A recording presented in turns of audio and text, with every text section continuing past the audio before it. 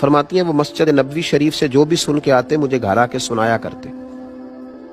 ایک دن وہ مسجد سے حدیث سن کے آئے تو بڑے خوش تھے اور آ کر کے مجھے کہنے لگے کہ ام سلمہ آج میں ایسی بات سن کے آیا ہوں کہ تم بھی اس پہ عمل کرو گی تو اللہ تمہیں بڑا ہی اجر عطا کرے گا۔ میں نے کہا سنائیے، تو کہنے لگے آج قریب محبوب علیہ السلام نے کہا ہے کہ جس پر کوئی مشکل آئے اسے کہنا چاہیے انا للہ و انا الیہ راجعون، تو اللہ تعالیٰ نے جو چیز اس سے لی ہوگی اللہ اس سے بہتر اسے عطا کر دے گا، اللہ کسی نہ کسی انداز میں اسے اس کا نعم البدل دے دے گا، تو یہ پڑھنا چاہیے۔ جناب ام سلمہ کہتی ہے میں نے وظیفہ بنا لیا، لیکن یقین کامل کے ساتھ بنایا۔ میرا ضمیر اس بات پر مطمئن ہو گیا کہ واقعی اللہ نے جو لیا ہوگا اللہ اس سے بڑھ کر مجھے عطا کرے گا۔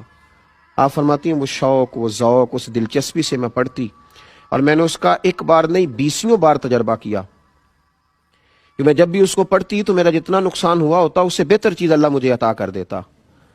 فرماتی ہیں مجھ پر ایک ایسی مصیبت آئی جو میں کبھی سوچ نہ سکتی تھی، میرے شوہر جناب ابو سلمہ انتقال کر گئے اور ایسا شخص چلا گیا، ایسا شخص اٹھ گیا جس کی لوگ مثالیں دیتے تھے۔ حضرت ام سلمہ رضی اللہ تعالیٰ عنہ فرماتی ہیں میں بڑی پریشان ہوئی۔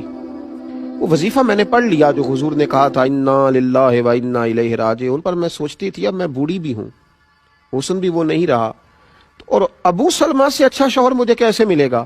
اور محبوب کے اس فرمان پر بھی یقین کامل تھا کہ اللہ بہترین نعم البدل عطا کرے گا۔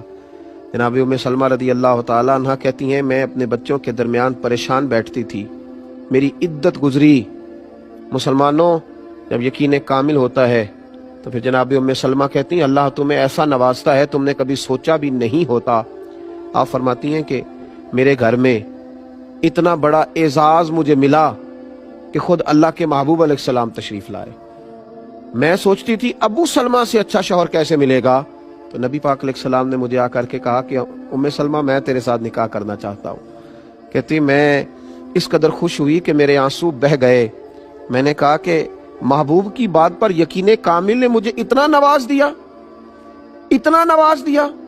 کہ میں کہتی تھی ابو سلمہ سے اچھا شوہر کیسے ملے گا، اور رب کریم نے مجھے ساری کائنات سے اچھا شوہر عطا کر دیا۔ حضرت ام سلمہ کہتی ہے میں نے عرض کی یا رسول اللہ صلی اللہ علیہ وسلم میں بوڑھی بھی ہوں، کوئی زیادہ خوبصورت بھی نہیں، حضور میں کوئی خدمت نہیں کر سکتی، تو یہ شفقتیں، تو حضور نے فرمایا بس میں تمہیں اور تیرے بچوں کو سہارا دینا چاہتا ہوں۔ تو آپ فرماتی ہیں میرے یقین کامل نے مجھے مومنوں کی ماں بنا دیا ہے، میرے یقین کامل نے۔